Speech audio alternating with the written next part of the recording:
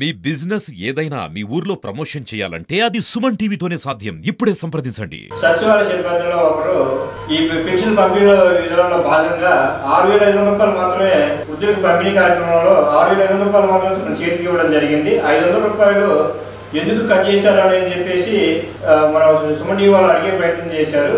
విజయలక్ష్మి వాళ్ళ పొద్దున మీకు 7,000 రూపాయలు పెన్షన్ ఇచ్చారమ్మా? 7,000 రూపాయలు ఇచ్చారు. తర్వాత 500 ఆయన తీసుకున్నారు. ఎందుకు తీసుకున్నారు? దేనికో మాకు చెప్పలేదు. మరి గవర్నమెంట్ 7,000 పెన్షన్ ఇస్తుంది కదా, 500 ఎందుకు తగ్గించారని అడగలేదు మీరు? మేము అడగలేదు. మరి 7,000 ఇచ్చారన్నారు.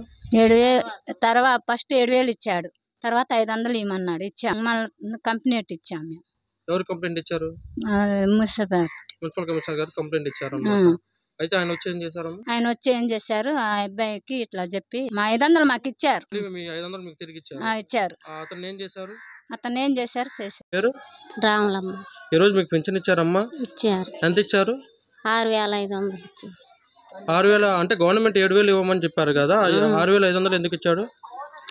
తెలియదండి. మరి మీరు అడగలేదా? 6,500 ఇచ్చావు, అడగలేదు. మరి మీకు తర్వాత ఏం జరిగింది? ఏం జరిగింది, కంప్లైంట్ ఇచ్చారు. ఎవరు కంప్లైంట్ ఇచ్చారు? ఎవరు ఇచ్చారో తెలియదు. ఎవరికి ఇచ్చారు అంటున్నాను? మున్సిపాలిటీ కమిషనర్ గారు ఇచ్చారు. మున్సిపాలిటీ కమిషనర్ గారికి ఇచ్చారు. తర్వాత ఆయన వచ్చారు మీ దగ్గరికి, వచ్చి ఏం చేశారు? మళ్ళీ ఇప్పించండి. మిగతా 500 కూడా ఇప్పించారు.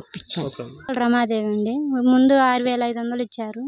తర్వాత మళ్ళీ ఆయనకు ఫోన్ చేశాక కమిషనర్కి వచ్చి మాట్లాడిన తర్వాత ఇక్కడికి వచ్చి ఇచ్చారండి.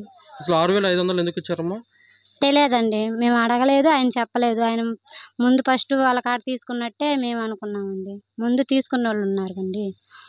ఓకే, అంటే మీకు పైన చంద్రబాబు గారు 7,000 ఇస్తున్నారని తెలుసండి. ఆ విషయం మీరు అడగలేదు అతన్ని? ముందు తీసుకొని వెళ్ళిపోయిన వాళ్ళని వాళ్ళు అడగకుండా మనం అడిగితే బాగోదని మేము మాకున్నాను. తర్వాత ఈ మిగతా 500 ఎవరు ఇచ్చారమ్మా కలిపి? మళ్ళీ రాఘవను వాళ్ళు ఆయనే ఇచ్చారండి. మళ్ళీ దిమ్మల కాడ నిలబడి రోడ్డు మీద ఇచ్చారండి.